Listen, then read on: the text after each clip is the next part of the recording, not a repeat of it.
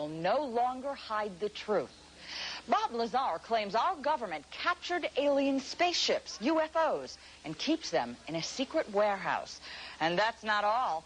Bob says Uncle Sam hired him to figure out how they fly. If you're skeptical, you have plenty of company. Lazar has been questioned and criticized. He even had to take a lie detector test, and that's when some people started believing him. Dan Housley has the inside report.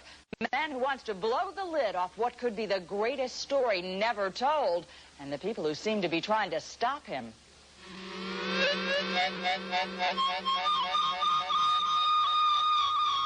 Strange lights over Las Vegas, within view of tourists and gamblers along the city's Casino Row. What are the odds these are alien spacecraft out for an evening spin?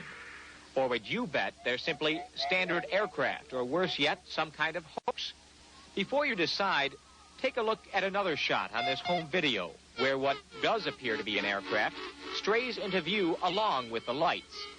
Strange things like this have been appearing over the Nevada desert for years. The answer to the mystery may lie in the sprawling Nevada nuclear test site just north of the city, in a place called Area 51. Area 51 is known by other names: Groom Lake, Dreamland, the Skunk Works. It's an isolated military facility where the U.S. develops its most top-secret projects. The U-2 spy plane was developed here. So was its replacement, the high-flying Blackbird, along with the current stealth aircraft and Star Wars. But there are some who believe these formerly secret projects are nothing compared to what's currently under wraps. Not too many people live out here in the remote sections of the Nevada desert, far from the lights of Las Vegas. But here, on the edge of the secret U.S. government test facilities, people have been seeing strange things for years. Some of them talk about it, a lot of them don't. But no one who has actually worked on the test site has ever talked about what goes on there. No one, that is, until now. They are actively and have in their possession alien spacecraft, and they are actively undergoing analysis. And flying them? And flying them. Bob Lazar is an engineer and physicist who says he worked on flying saucers for the U.S. government at Area 51. He drew these sketches of one of 9 different saucers he says the government has in a secret warehouse. Lazar gave the saucers each names according to their various shapes: Top Hat, the Sport Model, the Jello Mold. Called in to help figure out how they work, Lazar says the saucers are powered by an antimatter generator, fueled with an element which he says could only have come from another planet. They set up and produce their own gravitational field. Just as the Earth holds all matter down, they produce that same field, but out of phase, and it repels itself. The effects that can cause, the way in which everything operates is by all intents and purposes, magic. I mean, it is so far beyond our level of technology. Now, before you toss Lazar on the pile with all the other UFO wackos, understand that he willingly agreed to take a lie detector test, requested and independently arranged by a Las Vegas reporter.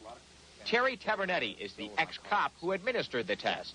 If he's lying, he ought to be in Hollywood, because he gave absolutely no physiological indications of attempting deception.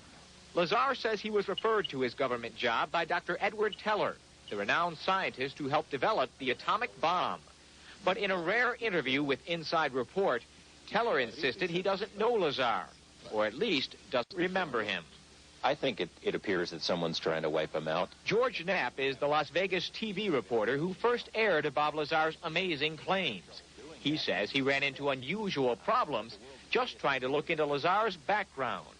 Though Lazar claimed to have once worked at the Los Alamos National Laboratory, government officials denied they knew anything about him. But when Knapp came up with a phone directory listing Lazar's name, Los Alamos grudgingly admitted he had spent some time there. Officials at the hospital where Lazar was born even denied the simple fact he was born there, until Knapp tracked down the doctor who delivered Lazar. I find Bob to be credible, and the main reason is because the story hasn't changed. It's stayed From the beginning, it's been the same. It hasn't expanded like some of these UFO tales you hear. It's been the same. And we've been through a lot of different interview sessions, many on camera, many more off camera. And it stayed exactly the same, consistent. But even inside the community of UFO believers, there are many who are skeptical of Bob Lazar's claims. Nuclear physicist Stanton Friedman says Lazar may indeed be the real thing. But he says he can also believe Lazar might be a hoaxer, or worse yet, a government agent spreading false stories designed to cover more important secrets. I find Bob Lazar as somebody who isn't silly, who doesn't say totally stupid things, who comes across well. But I certainly, until I get verification, cannot endorse the legitimacy of what he is saying.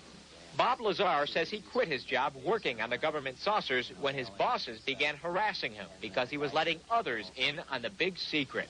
But now that others are greeting his claims with skepticism and outright hostility, he says he wishes he just kept his big mouth shut. Lazar says he never took the idea of breaking security lightly. He just wanted to let the world in on a story he says we all should have been told. Why keep a secret about probably one of the most important events in history, that there's been contact from an alien civilization? It's a significant event in history, more significant than anything.